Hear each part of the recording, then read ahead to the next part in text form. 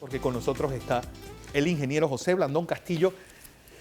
¿Y cuántos farolillos rojos tienen que encenderse para saber que estamos en una especie de crisis generalizada? Hoy, pues esto que había hablado el señor del caso Trump, y ya, pues yo creo que nadie mejor que tú, que viviste ese año tan tenso que fue 1968, por ejemplo. Yo recuerdo cuando se estaba haciendo la descripción de lo que pasó en Chicago en la Convención Demócrata, que el propio presidente Lyndon Johnson tuvo que mandar a la 101 al ejército a poner orden. Una situación que ahora es la sociedad quien se está armando, una sociedad, una vuelta de tuerca más en esa pésima relación que hay con América Latina, empezando por México. Y en nuestro país, las encuestas de Dister Negra que deja claro que esto está, pues, sin rumbo claro. Bueno, tiene un rumbo. Sí, el peñadero. Buenos días, Fernando. Buenos días a toda nuestra audiencia. Bueno, reitero, mi corbata amarilla sigue amarilla porque yo todavía estoy celebrando la victoria herrerana. La victoria herrerana, doble victoria. Y ayer se me olvidó extenderle mi condolencia a mi querida amiga, a quien aprecio, Didia Gallardo, que ha llorado como loca. No, ha llorado el sentimiento de perder. Dice que perdió el partido y el campeonato en el último.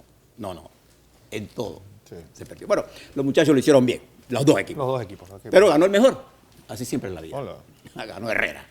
Que todavía estamos celebrando y seguimos celebrando. Herrera es el único lugar ahora mismo donde todo está contento. Hemos tenido 2 campeonatos, vamos a tener un buen carnaval. Usted capa el carnaval, si pasa por Azuero, a usted se va a divertir. Exacto. Tanto en Herrera como en Los Santos. Pero en Chitre, usted puede ir a las tablas, vaya, los culequitos que hacen allá, porque no hay mucha agua, ¿no? Entonces usted se viene para acá, para Herrera, y aquí es que usted se va. Hasta las 9 de la noche. Hasta la hora que usted aguante, hasta que el cuerpo aguante.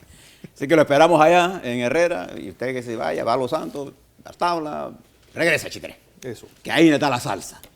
Bueno, a nivel internacional, vamos a mirar esto de la perspectiva que está ocurriendo. Lo que señalaba Fernando.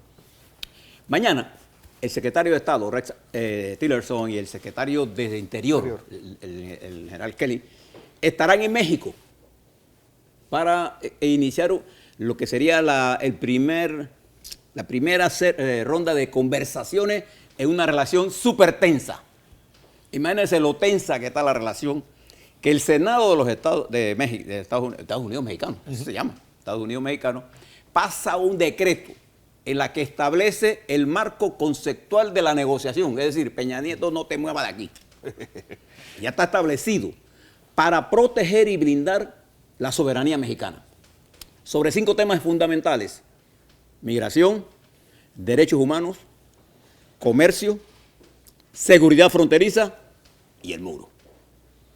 Mientras eso ocurre en México, y México está alzado, movilizaciones continuas, y si Peña Nieto no entiende el sentir mexicano, se la podría ver, porque además Peña Nieto tiene una de las evaluaciones más bajas de este continente, en 7%. Mire si están en el piso. Y lo mantiene vivo esa actitud de haber rechazado la ida a Washington. De manera que hay mucha tensión, pero como si fuera poco, ayer el presidente Trump firmó 2 resoluciones en donde establece una clara medidas administrativas para hacer masiva la deportación. ¿De quiénes particularmente? De latinoamericanos. Claro. Y dice que va a nombrar 15.000 nuevos agentes. Usted recuerda que una de sus primeras propuestas fue congelar todo el gasto federal. ¿Se acuerdan? Sí. Bueno, ahora va a nombrar 15.000. O sea, fíjense cómo los políticos son, la incongruencia de las decisiones. Bueno, esa decisión de él y esa accionar contra los migrantes ha movilizado la población en Nueva York, en Chicago, en California, en Texas, en Oklahoma, y va a movilizar todo el país. Claro. Y recuerde que los Estados Unidos es una sociedad armada. Es un peligro lo que señalaba el oyente.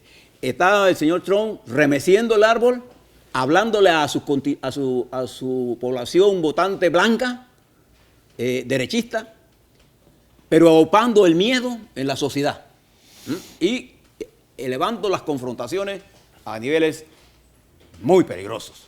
Yo viví en los Estados Unidos en la época de la guerra de Vietnam y los derechos humanos movilizaron y dividieron a la nación norteamericana. En el 80, en los 70 se hablaba de la generación perdida, La generación. entre la droga, el problema de la guerra. Muchos jóvenes se salieron de las universidades y salieron huyendo del servicio militar, que era obligatorio en esa época. Bueno, y ahora los Estados Unidos están en una situación bien complicada. A mí me preocupa lo que ocurre en los Estados Unidos. También en América Latina, rápidamente,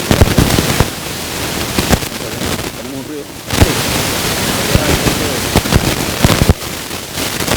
Vamos enfrentando ciertos problemas de audio en un momento que está suelto. Es momentáneo.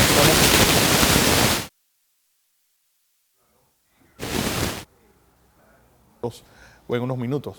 O ya. Ya, lo resuelto, el equipo Resuelto. técnico aquí está en la pila. Le decía que en Ecuador ya, es definitivo, habrá segunda vuelta. Fíjense cómo se perdió. Pero vamos a información comercial mejor para resolver este problema técnico que tenemos. Vamos a información comercial. Cuando regresemos, pues continuaremos con los comentarios del ingeniero José Blandón Castillo. Bueno, retomamos estos comentarios del ingeniero José Blandón Castillo y estábamos hablando de Ecuador. ¿Habrá segunda vuelta? Sí, definitivamente. A pesar de que la diferencia es de más de 12%, al no llegar al 40% como establece la ley, entonces habrá segunda vuelta en Ecuador. De manera que este proceso sigue y veremos una confrontación cada vez más dura en el Ecuador. Pero habrá segunda vuelta. Y reitero, en los Estados Unidos vamos a esperar qué pasa con el decreto y vamos a esperar las movilizaciones. Estados Unidos está volviendo a la época de la guerra de Vietnam, donde la nación se dividió en dos. Y desafortunadamente le hizo mucho daño a esa gran nación que es los Estados Unidos. Nosotros esperamos que la sensatez vuelva para el bien de la nación norteamericana y para el bien de todos nosotros. Un Estados Unidos próspero, sólido, democrático, porque criticamos mucho cuando nos metemos con los medios aquí en América Latina, pero no veo ninguna protesta con respecto a toda la campaña que tiene el señor Trump contra los medios en Estados Unidos, cosas que yo sí rechazo. Bien, volvamos ahora al plano nacional. Y quisiera arrancar mi análisis político hoy con la encuesta que ayer se publicó. Y si me pones en el aire, en la pantalla, la gráfica de la tendencia, debo indicar que esa curva que ustedes ven allí, los números que están sobre la línea irregular, la curva irregular, son los resultados de Dister and Neira, cuya responsabilidad son exclusivas de la empresa Dister and Neira, y yo no tengo que ver absolutamente con nada de eso. Como eso está para el uso público, entonces yo sí puedo utilizar esa data que es pública, que la publica TVN con exclusividad para ellos. Ahora sí, la línea de regresión que ustedes ven allí, que es la línea recta esa en caída, es una responsabilidad mía, es la línea que mide la tendencia en todo el proceso del presidente Varela. Y fíjese cuál es el resultado. Con la última encuesta que se publicó ayer, en donde el presidente aparece con 57 en negativo y 37 en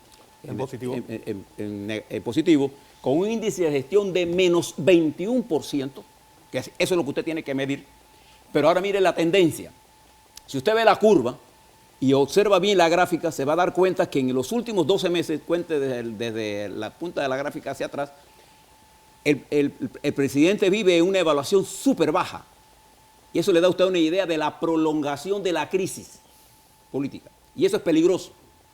Porque con esta tendencia, fíjese el slope, la inclinación de la curva es de menos 1.54. X, esa es la inclinación. Yo puedo predecir sin temor a equivocarme, con precisión casi matemática, que seguirá cayendo si mantiene toda la estrategia que tiene ahora mismo. No hay forma de que pueda recuperarse con este nivel de caída, con este nivel histórico que estamos midiendo, y que además de eso es expresión de la prolongación. Eso es cuando uno se enfrenta a una cosa como esta, que es la pregunta de Fernando. ¿Qué debemos hacer? Pero antes mire la siguiente gráfica. En todas las variables que tiene el presidente, ahí está. Cuando usted mide la transparencia como elemento importante de la medición del presidente Varela, se da cuenta que en esta última medición la transparencia es de 86% de los panameños, casi 8.5 de los electores dicen que no hay transparencia en el gobierno del presidente Varela. y lo compara con todas las otras variables que se miden en esta encuesta, usted se da cuenta que ella es responsable de la permanencia de la caída del presidente en este largo periodo. Está indicando que el elector no ve al gobierno del presidente Varela como un gobierno transparente. Solo el 12% le dice que hay transparencia y eso es gravísimo. Entonces, cuando uno tiene una situación, vuelve a la gráfica primero. Fíjense, cuando uno tiene una situación como esta, uno tiene que hacerse algunas preguntas. ¿Qué está haciendo el gobierno mal para obtener estos resultados? Todo. ¿Y qué está haciendo bien que debería de divulgar? Entonces usted se da cuenta que el gobierno no está en sintonía con el elector. No hay comunicación entre el gobierno y el pueblo. Probablemente el presidente se mate haciendo reuniones en el interior, pero eso no es comunicación. No hay comunicación entre el gobierno y sus gobernados. Y no hay una política que enlace la gestión de gobierno con las necesidades de los electores. Y fíjense qué cosa más curiosa. El presidente es el tercer peor evaluado de todo su equipo. Y el peor evaluado, ¿quién es? El ministro de Seguridad. El ministro de Seguridad, que está entre los principales problemas que el pueblo dice tener. Eso le está indicando a usted que algo está ocurriendo dentro de la administración del presidente Varela en el manejo de su relación entre él y los gobernados. Y esto no es un problema de los medios de comunicación. Esto es un problema de una política de comunicación que el gobierno no tiene unido. Y recuerde siempre, estos números no se explican por sí solos. Estos números tienen una explicación a lo largo de este periodo. Si usted toma desde el 16 a hoy, 14 meses de crisis en crisis, desde enero del 2016 hasta enero del 2017, cuando se da a conocer las discrepancias con el señor Ramón Fonseca. Y fíjese que me llamó la atención que el efecto Fonseca en esta encuesta fue marginal. Casi no existió, pero mantiene la calificación extremadamente baja. Cuando un gobierno tiene una calificación de menos 21% en índice de gestión, usted puede estar seguro que está en problemas. No, si quieren mirar para otro lado, si quieren decir que puede hacer lo que usted quiera. No entro a cuestionar ningún número. Simplemente utilizo los números, tengo otros números, pero estas son las que estoy analizando. De manera que puedo decir entonces ahora que la dinámica política que esta encuesta nos dice es que tenemos un país con un liderazgo muy cuestionado, muy próximo a entrar en una especie de anarquía política, en donde todas las decisiones del gobierno serán cuestionadas, porque al perder la credibilidad, un gobierno pierde la gobernabilidad. O sea, la pérdida de la credibilidad es quizás una de las cosas más serias en materia de gobierno, porque tú pierdes la gobernabilidad. Entonces todo el mundo cuestiona. Si lo haces bien, si divulgas tus listas de siempre va a buscar lo malo de lo que haces. No te van a creer. Entonces nosotros estamos en un proceso de que el gobierno se ve sumamente afectado, pero también se ve el sistema político que está altamente cuestionado, el sistema de justicia que está altamente cuestionado, sin hablar de la Asamblea Nacional. Entonces, esta situación se está manteniendo por un periodo muy sostenido y está minando la confianza del elector en su estructura política. Y entonces esto puede implosionar, es decir, puede derrumbarse el sistema. Si no será la primera vez que se derrumbe, no es que la nación se va a ir a desaparecer, no, van a desaparecer los actuales dirigentes en todo caso, pero la nación ya encontraremos la forma de hacer camino, porque no hay camino, se hace camino al andar. Yo creo que el gobierno le debiera prestar más atención a estos números que no son nuestros. Los números no son de Next. Nuestro análisis es de aquí, de la empresa, pero no son nuestros. Entonces, ¿qué trae esto? Una oposición que está concentrada en un ataque frontal entre gobierno y cambio democrático. Hay una pelea a muerte, un PRD sin identidad para hacer absolutamente ni para la izquierda ni para la derecha, es para abajo, no tiene ni siquiera cambio de rebote. Mira cómo estamos. Una sociedad civil que no tiene capacidad convocatoria, que tiene más capacidad tuitaria. Es una prueba, ¿puedo grabar eso? Una licencia. Una licencia, pues. Es decir, se expresan en Twitter, pero cuando llaman a concentración no mueven a nadie. Es una sociedad cibernética. Sí, yo los llamo clérigos sin parroquia. No tienen iglesia, no tienen feligreses que crean en su causa.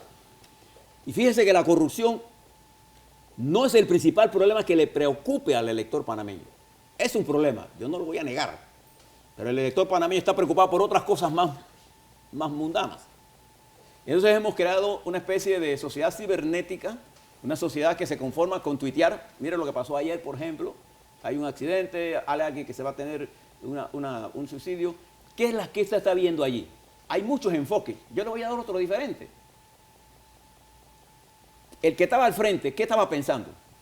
Póngase a pensar en todas las cosas que usted hubiera pensado. Si me bajo, él me puede empujar. Yo no sé si el tipo estaba armado o no estoy armado. O sea, la gente tiene temor. Si usted va en su carro y encuentra a alguien tirado en la calle, ¿usted para, sí o no? Sí. Usted no para. Usted prefiere, Dios, mejor antes buscarme un lío. No sé si eso es un atraco. Entonces, tienen que entender la sociedad que estamos viendo. Además de eso, una sociedad que está no compuesta de ciudadanos, sino de cibernautas. Hoy es más importante tomar un video, mandar un tweet, que ir a pelear por un ideal. ¿Y por qué es esto? Salvo los seminarios que está preparando por ahí Cambio Democrático, ningún partido está ideológicamente creciendo. En una sociedad rica, usted ha visto orientar a los partidos políticos sobre la crisis actual. ¿Cuál es la coyuntura que se genera? La riqueza de lo que se está generando a nivel mundial y a nivel local. Las contradicciones que se están generando en nuestro principal recurso económico, que es el Canal de Panamá. Hoy el periódico La Prensa, entre otras cosas, trae que sobre el puerto Corozal hay 25 denuncias y insisten en hacerlo. Cero. No importa la opinión pública. Pero no veo al sistema político reaccionando. Ya los banqueros dicen, nosotros no tenemos nada que ver con esto. Claro que los bancos están en cuestionamiento en este sistema. Entonces, hay ante usted, cuando llega a un banco, ¿usted qué siente? Reverencia. Usted llega a un banco, usted se siente como disminuido.